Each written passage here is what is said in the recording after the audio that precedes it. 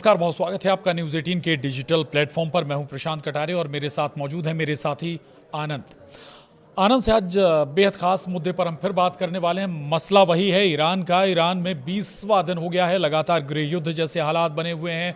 आम जनता सड़कों पर है, महंगाई से त्रस्त है और अब सत्ता परिवर्तन तक की बात आ रही है। लेकिन इस बीच अमेरिका की तरफ से जो लगातार धमकियां दी जा रही थी कि भाई हमला किया जाएगा, ये भी खबर आ रही थी कि ये भी साफ कर दिया था अमेरिका की तरफ से कि अगर नरसंहार हुआ ईरान में तो फिर पीछे नहीं हटेगा अमेरिका, दोबारा हमला कर सकता है।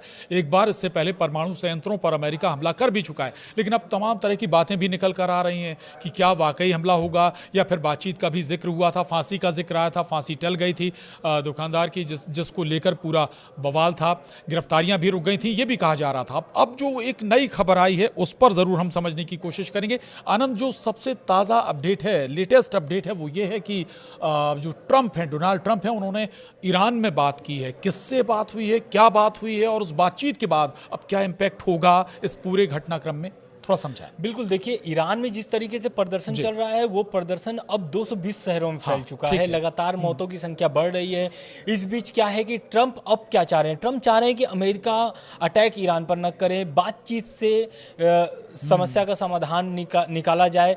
और ट्रंप क्या चाह रहे हैं? ट्रंप चाह रहे हैं, क्योंकि देखिए जिस तरीके से ईरान ने अमेरिका पर दबाव बना करके या फिर जिस तरीके से अमेरिका दबाव बना रहा था ईरान पर, तो उसका सल्यूशन ईरान ने निकाला। लगातार मतलब अटैक की उन्होंने धमकियां दी ईरान की तरफ से। सभी मंत्रियों ने, लगभग जितने भी मंत्री एक्टिव हैं मामले को लेकर के, उन्होंने लगातार यही कहा कि इस बार अगर अमेरिका अटैक करता है तो ईरान इसका बहुत ही ठोस जवाब देगा, जिससे उनके एयर बेस है वो। दरअसल हुआ क्या है कि देखिए ईरान जो है ना वो लगातार इजराइल और एयर बेस जो मिडिल ईस्ट में अमेरिका के एयर बेस है उसको निशाने पे साधे हुए थे। अब इस बीच खबर आती है कि जो कतर में एयर बेस है वो खाली कराया जा रहा था। मतलब ऐसा आदेश था कि वहां से आप धीरे धीरे खाली करो। बिल्कुल, तो वहां से कुछ सेना निकलना शुरू हो गए। तो और एक तो ये खबर भी आ रही थी कि B-2 बॉम्बर्स जो है वो देखे गए हैं मिडिल ईस्ट में। ये सभी मसलों को लेकर के अब ट्रंप क्या है, B-2 वही बॉम्बर्स हैं जो अक्सर खास मौकों पर अमेरिका इस्तेमाल करता रहा है। जून में भी जो ईरान पे हमला हुआ था तो वो B-2 बॉम्बर्स का ही जिक्र आया था सामने। लेकिन अब कुछ ऐसे दावे आ रहे हैं जो मतलब अभी तक स्पष्ट नहीं हो सका है, लेकिन कुछ बयान मैं आपको सुनाऊंगा या फिर जो इस मामले को लेकर के ट्रंप ने किससे ईरान में बात की है। तो दरअसल देखिए ट्रंप की जो ईरान से संबंधित जो प्रदर्शन चल रहे हैं उससे बातचीत हुई है, लेकिन ये ट्रंप ना तो सीधे अयातुल्ला अली खामनेई से या ईरान की नेतृत्व सरकार जो ईरान सरकार चला रही, ईरान में जो सरकार है उससे भी बात नहीं हुई है। हाँ, लेकिन ऐसी खबरें सामने निकल के आ रही हैं कि ईरान से जो है कि ट्रंप की बातचीत हुई है और ये फोन पर बातचीत हुई है। और ये दावा जो कर रहे हैं वो है ईरानी राजदूत पाकिस्तान में तैनात हैं इस समय, उनका नाम है रजा अमीरी मोगदाम। उन्होंने दावा किया है कि बुधवार की रात करीब 1 बजे ट्रंप ने फोन किया और तेहरान को बताया कि अमेरिका ईरान पर हमला नहीं करेगा। ये दावा है ईरानी राजदूत का जो पाकिस्तान में तैनात हैं। उनका ये भी कहना है कि वो चाहते हैं कि समन्वय बना करके और अमेरिकी जो संपत्तियां हैं उन पर एक तरीके से जो टारगेट किया जा रहा था, जो मैंने आपको शुरू में बताया, यानी कि ये एक डर भी हम कह सकते हैं, अमेरिका के अंदर का एक डर भी है जो बात की गई। अगर बैलेंस करने की कोशिश की गई, चूंकि ईरान भी लगातार ये कह रहा था कि हम जो भी बेस हैं अमेरिका के उनको टारगेट करेंगे, जो पड़ोसी मुल्क हैं, उसका ये इम्पैक्ट है क्या अगर बातचीत हुई है तो? देखिए बिल्कुल इम्पैक्ट है। और उस बातचीत में एक तरीके से ये भी बताया है उन्होंने कि कॉल के बाद जो ईरान ट्रंप से बात हुई है रात में 1 बजे बुधवार को, उसमें ये भी बोला गया है कि ईरान जो है कि समन्वय बरते, मतलब कि थोड़ा सा जो अमेरिकी मिडिल ईस्ट में जो अमेरिकी संपत्ति है उसको नुकसान न करे, ये भी अपील उन्होंने किया है।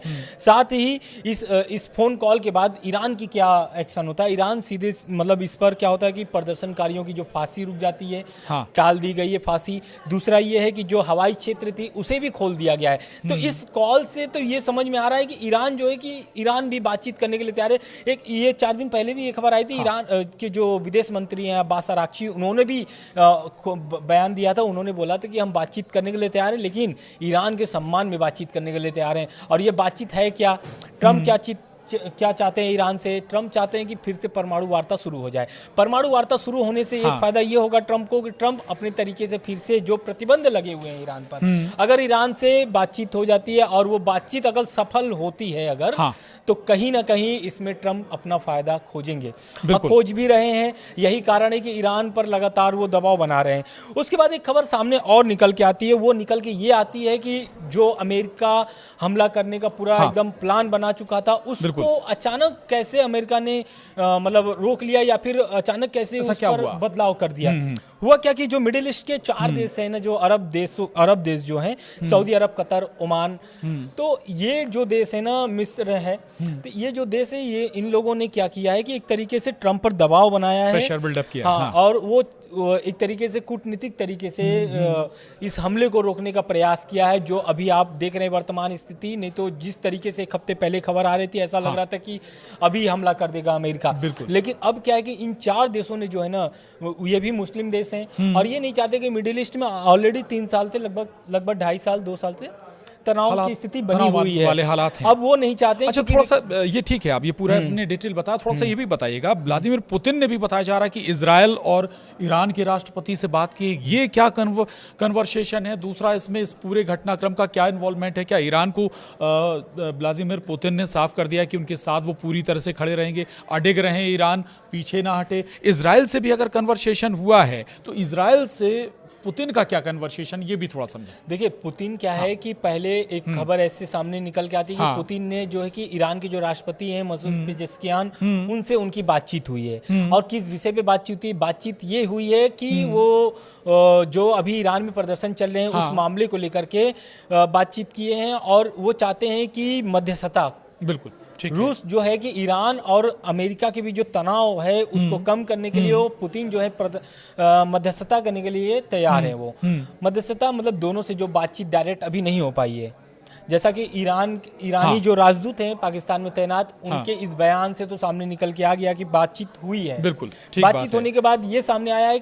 अब पुतिन क्या है कि पुतिन चाहते हैं कि वो मध्यस्थता करके इस मामले को जैसे भी हो रफा दफा किया जाए, मामले को ठंडा किया जाए, क्योंकि जिस तरीके से हवा दी गई है प्रदर्शनकारियों को, जिस तरीके से ट्रंप ने पोस्ट किया कि आप प्रदर्शन करो, आप सरकारी चीजों को कब्जा करो, मदद आपके लिए पीछे से आ रही है।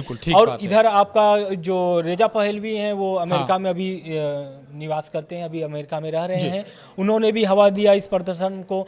तो यही कारण है कि आज जो है, आज की स्थिति जो है 220 शहरों में प्रदर्शन जारी है, आज भी जारी है प्रदर्शन। बिल्कुल। लेकिन अच्छा, अब बिल्कुल मैं ये पूछना चाह रहा था, इजराइल ने भी कहा है कि ईरानी जो गार्ड हैं उन्हें आतंकवादी घोषित किया जाए, यानी कि जो लगातार मौतें हो रही हैं उस पर आरोप लगाने का। बिल्कुल, आप ये सही कह रहे हैं। लेकिन इसके पहले एक और भी बात है कि मसूद पेजेश्कियान से बात करने के बाद पुतिन उसके पहले इजराइल के जो प्रधानमंत्री हैं बेंजामिन नेतन्याहू, उनसे उनकी बातचीत हुई है। अच्छा। और वो भी उनसे बातचीत करके ये समझाना चाह रहे थे और स्थिति को और मतलब बढ़ाना नहीं चाहते हैं।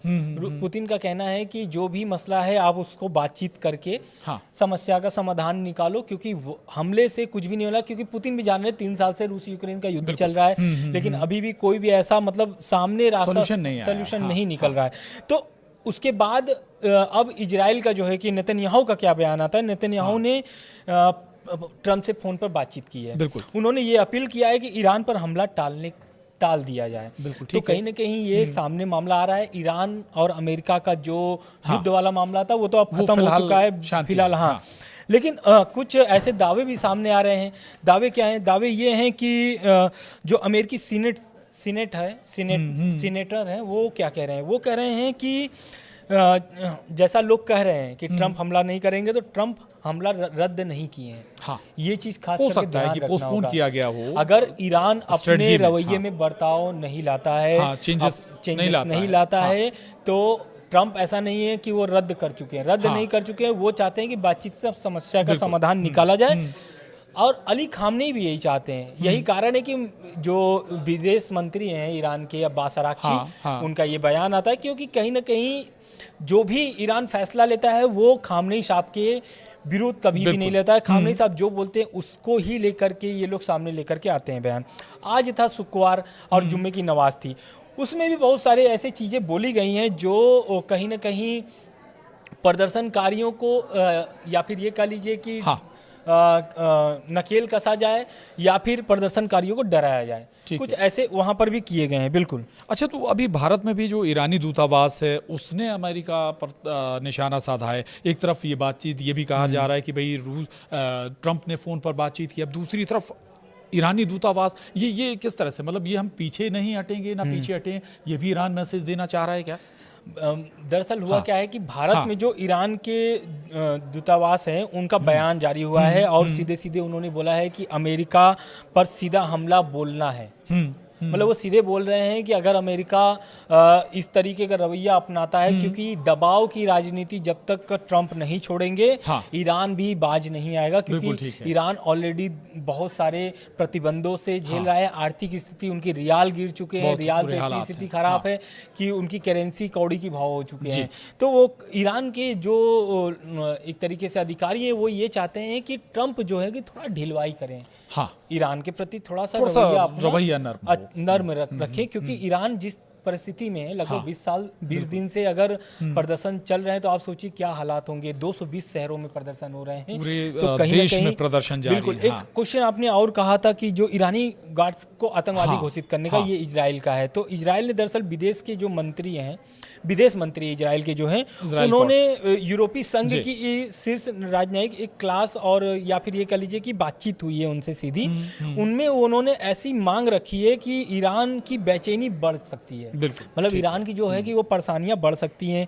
है मामला क्या, यूरोपीय संघ से उन्होंने अपील किया है कि इस्लामिक जो ईरान के जो आयतुल्लाह अली खामनेई हैं, सुप्रीम लीडर जो हैं, उनके नेतृत्व में जो IRGC चल रही है वो एक आतंकी संगठन है, उसको आतंकी संगठन घोषित कर दिया जाए। ये कौन कह रहा है? इजराइल के विदेश मंत्री। तो देखिए मामला समझिए, मामला क्या है कि एक तरफ तो ट्रंप सोच रहे हैं कि बातचीत हो जाए, उधर क्या है कि ईरान के जो राजदूत है वो कह रहे हैं कि हमला तय है ईरान की तरफ से। इधर इजराइल में नेतन्याहू कह रहे हैं कि जो अमेरिका हमला करना चाहता है उसको टाल दिया जाए। तो समझिए अभी भी मामला जो है कि वो पूरी तरह से खत्म नहीं हुआ है, अभी भी ऐसी स्थिति नहीं है कि अमेरिका पूरी तरह से पीछे हट गया है। पीछे ईरान के लिए सतर्क जरूर रहना होगा और जो हालात हैं उन्हें बदलना जरूर होगा, क्योंकि लगातार जनता नाराज है और अगर उनके ऊपर नरसंहार होता है तो फिर ईरान को सतर्क रहना होगा और रह गई आज जुम्मे की नमाज थी, तो आज जुम्मे के नमाज में एक तरीके से जो वहाँ के नेता हैं तेहरान में जुम्मे की नमाज का नेतृत्व जो करते हैं वो है कट्टरपंथी मौलवी अहमद खातमी। उन्होंने क्या कहा? उन्होंने कहा है कि जो गिरफ्तार प्रदर्शनकारी हैं उनको सीधे फांसी की सजा दी जाए। उन्होंने एक तरीके से ये फांसी की सजा की मांग की है। तो ये तो अगर वाकई जो मांग ये कर रहे हैं, अगर ऐसे इसमें से थोड़ा सा भी कुछ सच हो जाता है तो फिर तो ये मानिए कि भाई अमेरिका क्या पीछे हटेगा क्या? हमला करने से पहले भी एक बार हमला कर चुका है, परमाणु जो ठिकाने उन्हें टारगेट किया गया था। लेकिन एक ये स्थिति हो सकती है कि अमेरिका जो उसके बेस हैं वहाँ से अमेरिकियों को हटा ले, अपने हथियार हटा ले, इसके बाद ईरान को टारगेट करे। तो ये सारे पहलू समझने होंगे। बिल्कुल। देखिए क्योंकि यही तो डर था, ईरान में भी यही डर चल रहा था, इसलिए हलचल ज़्यादा ईरान में थी, क्योंकि जिस तरीके से अमेरिका का बयान आता है कि कतर की जो एयरबेस है उसको खाली किया जाए, क्योंकि हम लोग भी पहले आपको बता चुके हैं कि देखिए 4 जो देश थे जहाँ पर इनके अमेरिका के जो एयरबेस है वहाँ पर साफ तौर पर, चाहे सऊदी अरब हो, UAE हो, कतर हो, इन लोगों ने साफ तरीके से मना कर दिया था कि आप हमारे एयरबेस को हमले के लिए यूज नहीं कर सकते हैं, क्योंकि हमारी लड़ाई ईरान से नहीं है। आपकी लड़ाई है, आप अपना समझौता करिए जैसे भी करना है। हालांकि यही जो देश है, यही इन लोगों के ही कूटनीतिक दबाव के कारण ही ट्रंप ने अपना ये हमला टाला भी है। लेकिन अब जुम्मे की नमाज वाली बात करते हैं। जो कट्टरपंथी मौलवी हैं उन्होंने इस प्रार्थना में ये मांग करके एक तरीके से और हलचल तेज कर दी है। कारण क्या है कि आपको भी पता है कि प्रदर्शनकारी को लगभग 11 तारीख को, 11 दिसंबर को, 11 जनवरी को एक सुनवाई होती है, अदालती कोर्ट में सुनवाई होती है और उसमें ये सीधे सीधे जो 26 वर्षीय युवा थे उनको फांसी की सजा की मांग, फांसी की सजा दी जाती है, ऐसा सुनवाई में कहा गया था। और ये एक दावा भी है न्यूज एजेंसी तो फिर फाइनली हम ये मानकर चलें अनंत की अभी कम से कम अभी हाल फिलहाल तो कोई अमेरिका अटैक नहीं करने जा रहा है, ये बिल्कुल साफ है। और हमें ये भी समझना होगा कि अगर ईरान स्थिति कुछ गड़बड़ करता है या फिर नरसंहार फिर होता है या लोगों की गिरफ्तारी जारी रहती है तो फिर उसे चिंता करने की दरकार है। बहरहाल आज की इस चर्चा में इतना ही। आशा करते हैं हमारे दर्शकों को बहुत कुछ जरूर इस पूरी बातचीत से समझ आया होगा क्या होने वाला है मिडिल ईस्ट में या क्या हो सकता है। आज के लिए इतना ही। नमस्कार। नमस्कार।